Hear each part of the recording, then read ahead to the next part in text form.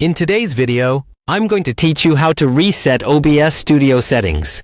If your OBS layout looks messy, your settings are all over the place, or you've changed so many options that nothing works the way it used to. Resetting back to default is often the fastest way to start fresh. In this walkthrough, I'll guide you through exactly where to go and what to click so you can safely reset OBS Studio and get it back to its original state. First, open OBS Studio on your computer.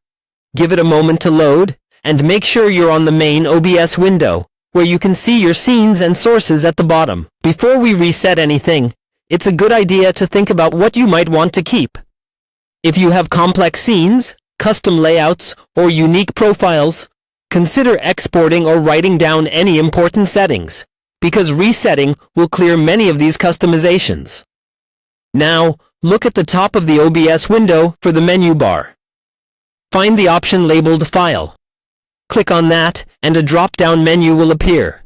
In this menu, you'll see several options related to settings, profiles, and other OBS tools.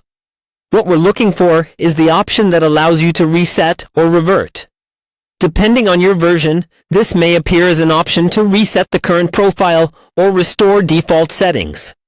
When you click this, OBS will warn you that your configuration is about to be reset. Read this warning carefully. This reset will remove your customized settings such as video and audio configurations, hotkeys, and other preferences you may have changed. Your scenes and sources might also be affected, depending on how they were created.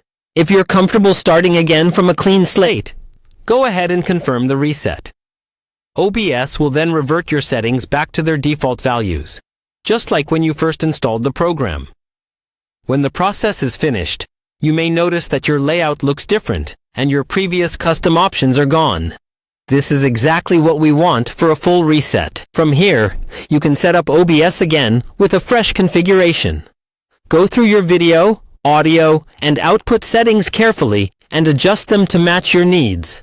Take your time with this part, and consider saving a backup of your new setup so that if you ever need to reset again, you'll have something to refer back to.